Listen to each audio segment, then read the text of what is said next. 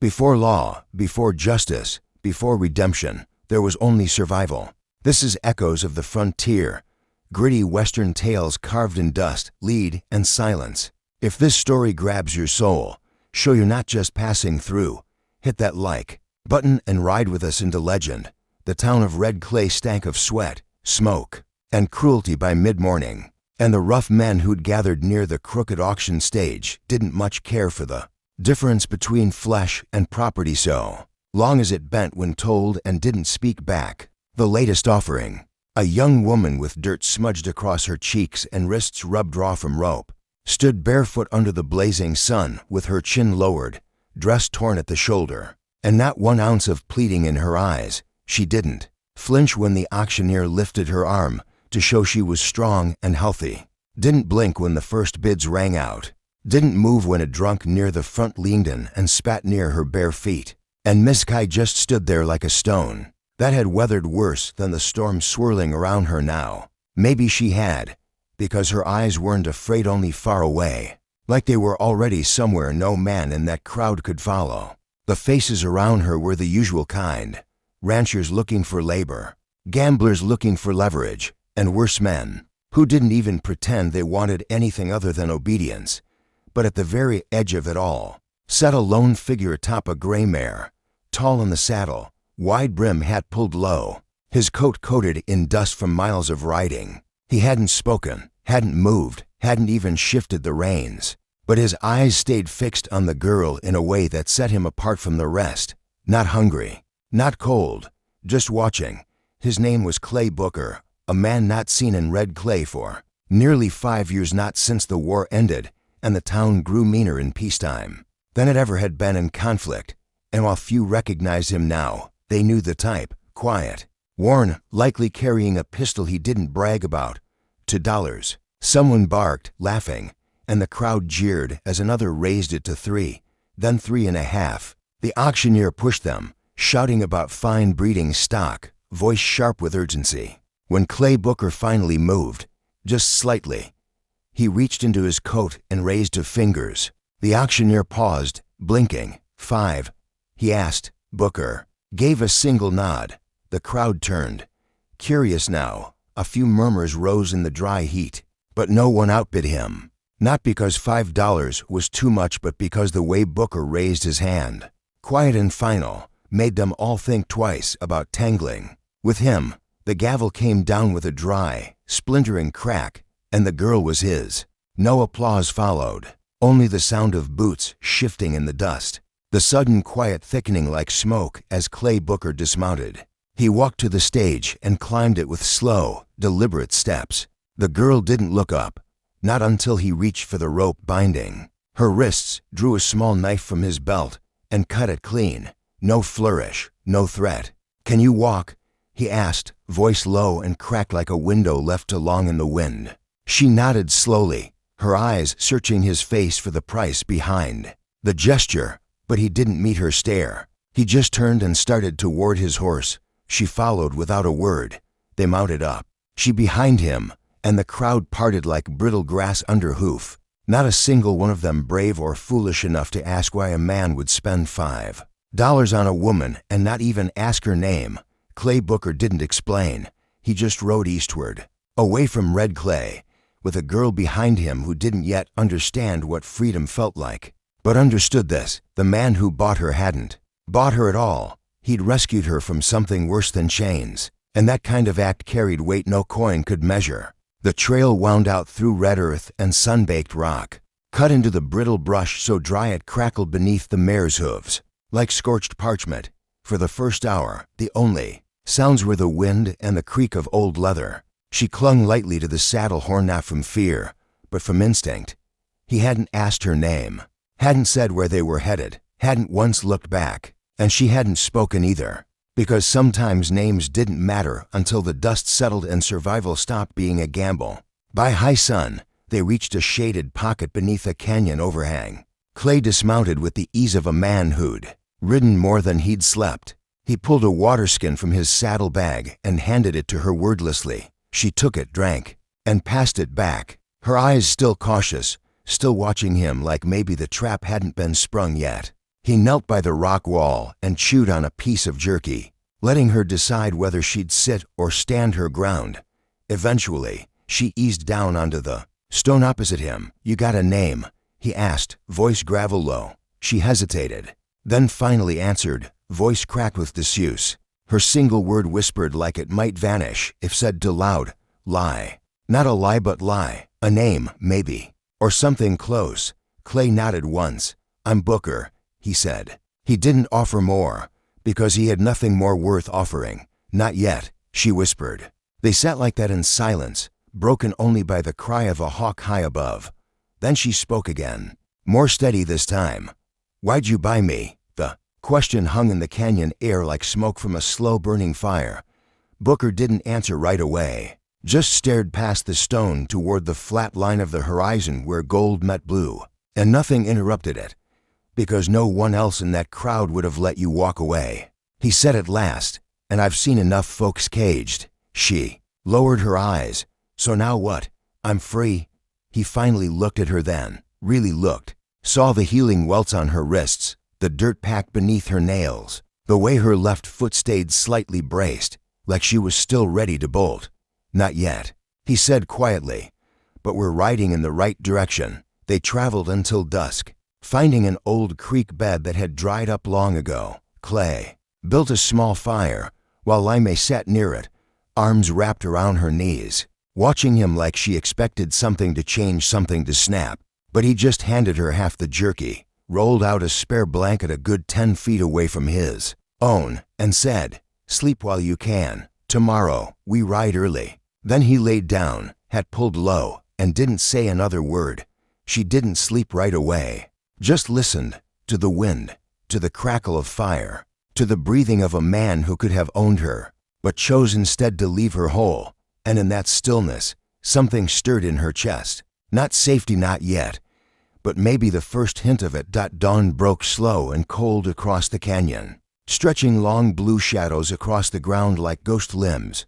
Laimeh sat by the fire, arms tight around herself, not for warmth, but for anchoring. Booker packed his gear with careful, practiced hands, folding the bedroll, strapping the gear tight, his face unreadable beneath the brim of his hat.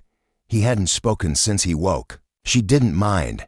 There was something oddly comforting in the silence between them, a kind of discipline she'd never seen in a man. When the fire hissed its last, and the morning wind kicked dust across the trail, he mounted his horse and waited. And then, for the first time, he held out a hand. No command, no claim, just an offer. She stared at it, at him, then placed her fingers in his, and he lifted her onto the saddle like she weighed no more than breath. They rode in silence until midday, the only sound the mare's hooves and the dry rasp of wind scraping across the brush. When he finally spoke, it wasn't a question, it wasn't a demand. It was a memory. "I used to own this land," he said, "farther east, past the hills. Gave it up after the war when the banks came calling." She didn't ask which war. She didn't need to. His shoulders tensed enough to tell that story.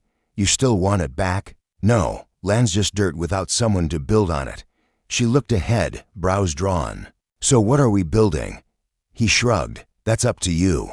And that was the first time anyone had ever said something like that to her. It made her throat tighten, not from fear, just from the shock of the ground beneath her not shifting anymore, only waiting. They stopped at a spring that burbled quietly from between two stones, half hidden, half forgotten. Booker let the mare drink, then passed her the canteen. She drank slow, still watching him from the corner of her eye. "What are you getting from this?" she asked. "You expecting someone to come after you? Someone mad you took me?"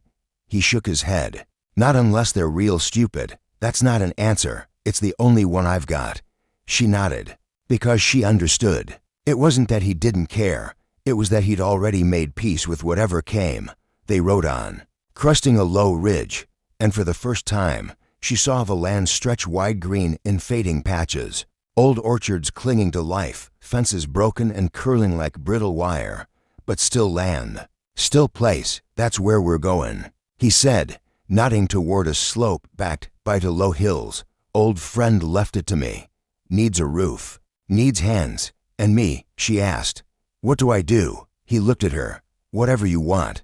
Stay, leave, work, rest, you're not mine. Not ever. She didn't speak for a long time, just stared at that field, eyes stinging not from wind, but from the realization that maybe she'd been bought out of a cage and handed the first open door. She'd ever known. The ranch wasn't much, a cabin, slouched into the slope, half its boards gray with age, a barn that leaned like a tired man, a fence line unraveling at the seams, but to Laimei, it didn't feel like a ruin. It felt like a question. What if something broken could still be useful? She stood on the porch with a broom in hand, sweeping away dust that hadn't moved in years. Booker worked in silence, unloading a wagon rusted tools, a sack of grain like. This was something he'd done every spring for a lifetime. Neither of them spoke much that first day. There was too much to absorb, too much still unsettled between them. They didn't know what to call what they were, but rhythm came fast when silence wasn't cruel. She cleared the cabin, found a small bed frame, a cracked mirror, a drawer with old herbs dried to scentless husks. He patched the barn roof until the sun sank low and sweat turned to chill. That night they ate cornbread and beans by lantern light, seated across from one another at a table that creaked louder than their voices each night after. She asked one more question than the last, first about the land, then about the barn, then about him, and his answers came slow but honest, like he'd never had reason to lie and didn't plan on starting now. "You ever live here before?" she asked on the third night, voice steadier than it had been. "No," he said. "Friend gave it to me before he passed. Said the land needed someone who'd listen to it." "You do that?" she asked. "Listen more than I talk." She smiled, small, surprised, then turned away, like joy still felt dangerous. During the days, she began planting not because he asked, but because idle hands made her heart race. And planting something meant she believed in tomorrow. She cleared a strip near the porch, dug shallow rows with a stick, and for the first time in a long time, breathed without bracing. And when he brought her a small tin of seeds from the rusted storage chest beneath the porch, she didn't smile, just nodded once, like she was agreeing to something deeper than a favor, like it was a pact, a silent contract between two people who didn't trade in promises, only action. "You could leave," he told her once, mid-morning, leaning on the porch post while she bent over the basin, scrubbing shirts and blankets against the ridged washboard. The sun caught the sheen of water on her forearms, and her dress clung damp around her knees. He said it like he meant it, like it didn't matter one way or another to him, though his stillness betrayed more than he knew. "If that's what you want. You've got no chain here." She didn't look up, didn't pause her rhythm. "You bought me," she said, wringing the cloth tight. "Set me free." "Most men would call that a transaction. Most men would be wrong," he replied. His voice was steady, like wood that didn't warp in heat. "I didn't give you freedom. I just stepped out of your way." That night after, the dishes were rinsed clean and the fire was low in the grate. She placed her folded blanket not in the far corner, as she had each night before, but near the front door, just close enough to the hearth to catch the edge of its warmth. And when he saw it, he didn't ask why. She didn't explain, because some silences are earned, and some distances close without words. What they were building wasn't just a roof and walls against the wilderness. It was proof that even in the loneliest corners of the West, where the wind carried more ghosts than laughter, kindness could take root, and people could begin again without pretending their scars never happened. By the 5th week, the ranch no longer felt like a place. They were simply surviving. It started to resemble something claimed, maybe not yet owned in title, but occupied with purpose.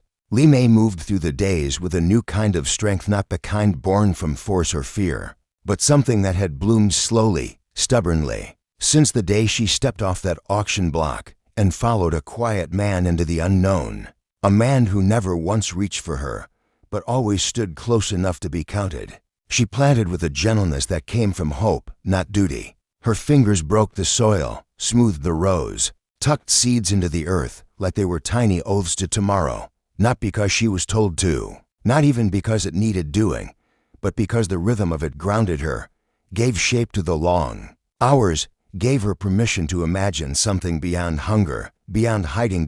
Booker, for his part, spoke more now, Not much, never more than needed, but enough, and in time, she learned the meaning behind the quiet, the weight his silences carried, the way his eyes drifted to the horizon, chasing memories that hovered just beyond reach.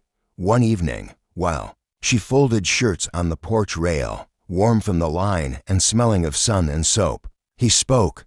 "Buried my brother not far from here," he said suddenly, as if the memory had pressed too long against the walls of his ribs. "Same land. He was the one who wanted to farm.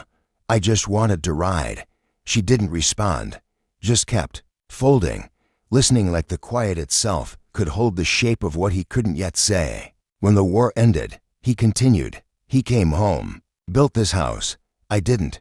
I kept drifting. By the time I made it back, it was empty. He was gone, and I didn't know what to do with the quiet." She paused, hands still, then glanced up. "Now you do." He looked at her, eyes slow and tired and honest. "I'm learning." In return, she told him how she'd been sold once before, far east, where the rivers ran thick and brown. How a river crossing had separated her from everyone she'd ever known. How the language came slow, but the meaning of being owned needed no translation. "You're not owned now," he said softly. "I know," she replied, "but I still wake some nights and reach for the rope." The words hung between them like smoke from a dying fire, rising slow and bittersweet into the air. The sun dipped low behind the ridge, and neither spoke until Booker stood. He removed his hat, placed it gently on the post by the doorknob in weariness, but in quiet promise, a signal he would not cross her space, would not demand more than. She gave, but he wasn't leaving. That night, she lit a small lamp and sat by the window, darning a thin tear in the only dress she had left. And when he passed through the doorway carrying 2 mugs of coffee, one for each of them, she looked up and asked, "You ever think of naming this place?" He paused at that. "Wasn't mine to name."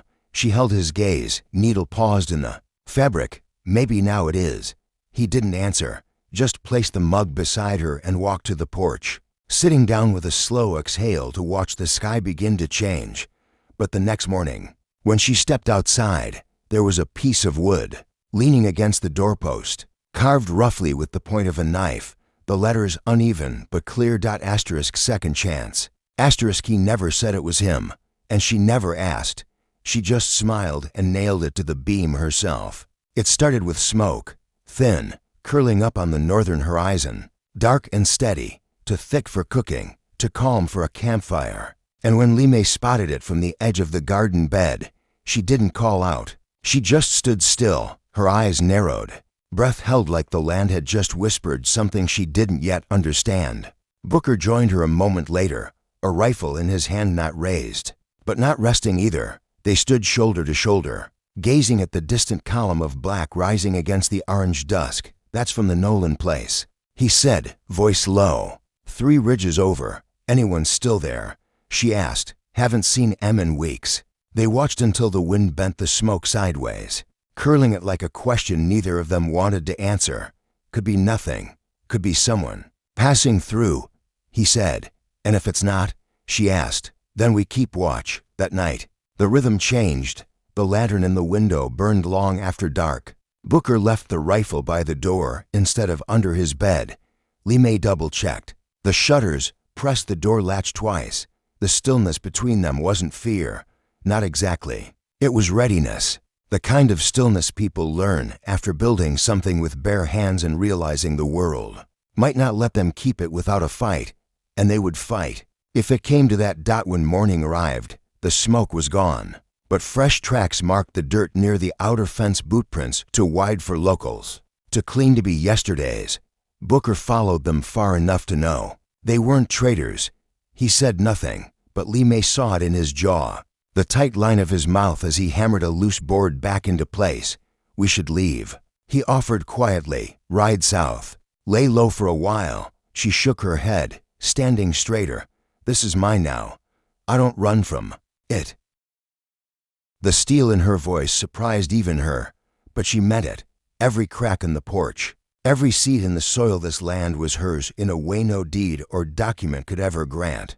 Booker didn't argue, just looked at her, then looked past her, toward the rising sun. "All right," he said.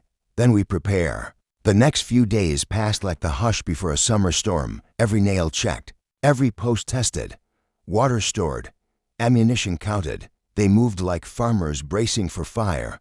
Word didn't travel fast out here, but the couple from the next valley, who'd once bartered bread for seed, stopped by. They didn't ask questions, just left us sacks of flour and a box of cartridges by the gate. At night, Limei took to sitting by the window, eyes on the dark, hands calm in her lap, not afraid, not fidgeting, just awake. Booker's steps softened. His sleep grew lighter. His frame carried the alertness of a man who remembered war, but didn't want to live in it. And though they didn't say it aloud, both knew the truth. The peace they'd carved from dust and silence was not something the world would give them freely. But this time, she wasn't the one being sold. She was the one standing guard, shovel in one hand, fire in the other, and she'd dare any man to try and take it. The sound of hooves broke the morning stillness like slow thunder rolling through dry land. Measured, intentional, 3 riders, wide-brim hats, dust-dark coats, moving like wolves testing. Fence lines. Limei had just hauled water from the creek, the bucket still full in her hand. When she saw them cresting the hill, she didn't run, didn't call for help. She planted her feet at the gate, hands gripping the shovel she'd used to break the soil only minutes ago. And when the first rider slowed near the broken post, she lifted her chin and waited, heard this place got new hands. The man said, voice slick, like grease on gravel. His eyes flicked over her in a single scan, calculating. You looking for work? She asked flatly. Booker stepped out from the barn behind her, rifle in one hand, a coil of rope in the other. His boots hit the ground with purpose, quiet, but unshaking. The other 2 riders straightened in their saddles. We ain't here for trouble, the first man said quickly. Just passing through. Heard there's trade in the valley now. Supplies moving again. Nothing for you here, Booker said. Not unless you've got something worth offering. Thought maybe we'd have a look ourselves. The riders' smirk deepened, but he didn't move. His gaze slid back to Limei, lingering just a second too long. And that's when she stepped forward half a pace only and drove the shovel into the dirt. With a sharp, sure thunk that made all 3 horses twitch. Last man that touched something here without asking got buried behind the barn, she said. Voice flat as iron. You want to see if the soil's still soft for a second. Silence thickened. Even. The birds paused. Even the wind held its breath. Booker added, low and steady. She ain't bluffing. The 3 riders exchanged looks, then looked again at the barn behind them where an old bullet-pocked sign still leaned against the wall, *keep. Riding, after a beat. The lead man gave a bitter smile, turned his reins. Ain't worth it. He muttered, not today. They rode off slow, the dust rising behind them like smoke from a fire that never caught. When they were gone, Booker walked up beside her, glanced once at the shovel, once at her face. You didn't blink, he said. Didn't feel like I needed to. You ever think you'd be this brave? No, she answered honestly. But I never thought someone would give me room to become it. That night, they didn't say much, just sat on the porch, side by side in the dark. The stars spread above like ash scattered from heaven, watching the horizon. Waiting, not as strangers, not as owner and saved, but as something new. Because somewhere, deep in her chest, Limei knew the truth now. The ranch wasn't just hers, it was theirs. A place where courage could grow beside corn. And where no man, not even the kind who rode on dust and silence, could unmake what they'd built. Though.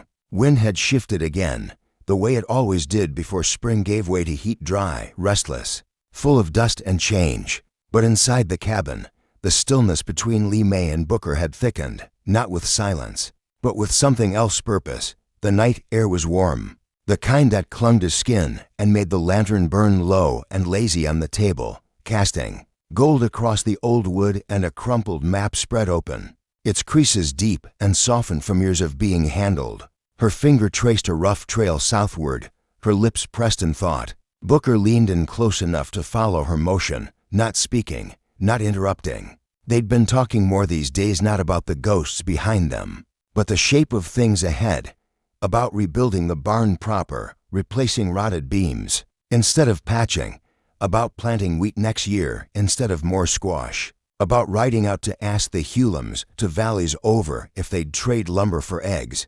And now, with the map between them and the soil outside holding steady beneath their work-worn hands, the idea had come not sudden, not dramatic, but quietly and firmly. Expansion. There's water down here, she said, tapping a faded blue vein barely visible beneath the stain of age. Maybe we could dam it off. Just a trickle, reroute it toward the back field, give the land a chance to rest. Between seasons. Booker nodded slowly. Would need help, labor, maybe a mule team. We have favors owed, she replied. He chuckled, not because it wasn't true, but because she'd said we with such calm certainty. He had never asked her to stay, not once, not after all those months working side by side, her sleeping just one room away, stepping in when the fence sagged or the roof leaked or when the quiet between them felt heavy enough to drown in. She stayed because she chose to, and every morning she woke before the sun and walked the land like someone checking the borders of her own soul. Now, with her elbows braced on the table and the firelight painting her cheekbones in warm bronze, Booker didn't see the girl from the red clay auction block. He saw a woman planning futures, measuring risks, daring to say asterisk when asterisk instead of asterisk if asterisk. You know, he said after a while, his voice low, you never did tell me where you'd go if you hadn't ended up here. She didn't look up from the map. I stopped thinking about that a long time ago. Why? Because no one ever asked, she said. And for a long minute, neither of them spoke. Just listened to the wind tugging at the shutters like it had business inside. Then she added, more softly, but now I think I wouldn't want to go anywhere. Not without knowing what happens here. Booker's gaze softened. Then we better make something worth staying for. And just like that, with no vows spoken, no confessions exchanged, the bond between them deepened, quiet and slow and certain, like a root finding home in spring soil. Later that night, when the lantern was blown out and the map folded once again, she passed by his chair on the way to her bedroll. She paused, laid her hand on his shoulder, brief but steady. It wasn't affection, it was trust, the kind of touch that doesn't tremble, doesn't ask for anything, only tells the truth of things that don't need saying. And in that moment, Booker understood. She didn't belong to him. She belonged with him. And sometimes, in a world built on taking, being chosen was the loudest kind of love. Of course, peace in the West never came without a cost. The day two strangers rode up the trail, both Lee, May and Booker knew the balance they'd carved with calloused hands was about to be tested. The woman rode first, thin-lipped, dark coat pressed stiff against her shoulders, her posture sharp as a blade, her eyes cool and used to seeing fear. She spoke like someone who dealt more with ledgers than livestock. We've come regarding a claim filed years back by a man named Nolan, she said, dismounting smoothly, producing a folded piece of paper like it was a pistol. Booker's jaw set, not in surprise, but recognition. He'd heard Nolan's name before, muttered in saloons, whispered low beside fence posts, some fool who'd bought land with borrowed names and buried debts in every stretch of the territory. He's dead, Booker said. So's the claim. That's not how land works, she said flatly. He sold his title before he passed. This place falls under that deal. I represent the buyer. Lee May stepped forward then, her voice calm but cold. Who's the buyer? A man named Rock, said the second rider, his fingers resting just a breath too close to his pistol. Owns land from here to the ridge. Will he ever work it, she asked, or just buy it like cattle? That's not your concern. He snapped. Not anymore. It is if he thinks he can take what we've built with paper instead of hands, she shot back. Booker raised a hand not to stop her, but to steady her, anchor her. We've got 10 neighbors who've seen us work this land, he said. They've traded with us, built with us. Do you think they'll stay quiet while some snake in a suit tries to dig us out with ink and seal? The woman hesitated. She hadn't expected resistance wrapped in civility. We'll be back with lawmen, she warned, lifting the paper like it still meant something. You better be gone when we do. Then bring a judge who knows the difference between calluses and coins, Booker said, and tell him this isn't just a plot on a map, it's a home. They rode off without a word, the dust of their retreat hanging longer than their presence. That night, Booker sat on the porch sharpening every blade. Li Mei moved through the house checking hinges and nails, not in fear, in knowing, because some things in this life will be taken if they are not stood for.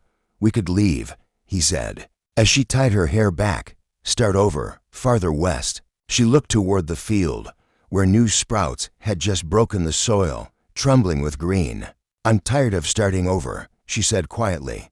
I want to finish something. He nodded. His heart swelled not with worry, but with pride, because the woman who stood before him now wasn't the one he'd found shackled by the past. She was the one who bolted the door from the inside, and when it came time to fight not with rifles, but with stubbornness, with evidence, with community, they wouldn't stand alone. Because what they'd built wasn't just shelter. It was a stake. And neither of them planned to let it go. The strangers never returned, not with lawmen, not with threats, not with papers, because within a week of their visit, word had spread across the valleys and through the folds of the hills. Booker and the woman from the red clay auction had built something real, something that couldn't be undone by signatures or silver. Neighbors, once quiet, rode in with letters, trade receipts, witness accounts, each signed, some in trembling hands, some with proud flourishes, all carried to the traveling circuit judge who came through the valley every season.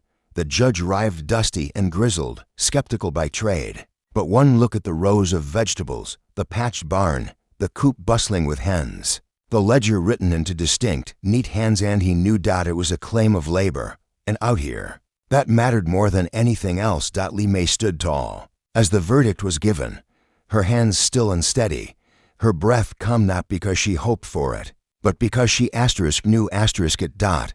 And when the judge asked for her full name to write into the record, she answered without so much as a blink. Lee Booker, she said. The name hung in the air like a sunrise. Even she hadn't known it would come out that way. But when she looked at Booker across the porch, his nod said everything. Not ownership, not possession, but recognition. In the weeks that followed, the ranch shifted from survival to strength. New tools arrived from town, gifted quietly by hands that didn't need thanks. A boy from the valley came to work the field in exchange for stew and a place to sleep. Even Harlan Briggs, the same man who once tried to outbid Booker, that very first day brought lumber for the side shed and left without asking for coin. Through it all, Li Mei moved across the land like she was woven into it. Not a servant, not a guest, a steward. She planted with confidence, taught the boy how to check for beetles, how to cover roots before a frost. She boiled coffee while Booker mended a fence post she hadn't even asked him to. Because now, that's how they worked. Action before request, trust before explanation. One evening, after the last chore was done, and the porch light glowed soft behind them, she stepped beside him, handed him a tin cup of coffee, and said, "You never asked me to stay." "Didn't have to," he answered. "You're not the kind of person who stays where they're not wanted." She nodded once. "And now this place doesn't make sense without you in it." There was no kiss, no declaration, just two people sitting shoulder to shoulder under a sky that had stopped feeling like a ceiling and started feeling like a future. They didn't talk about how it began that $5 had bought a woman with nothing, or how a quiet man gave her space instead of chains, because what mattered wasn't the purchase, or even the freedom. It was the choice. The land they shared, the home they'd built, and the kind of love that didn't need to be named to be known.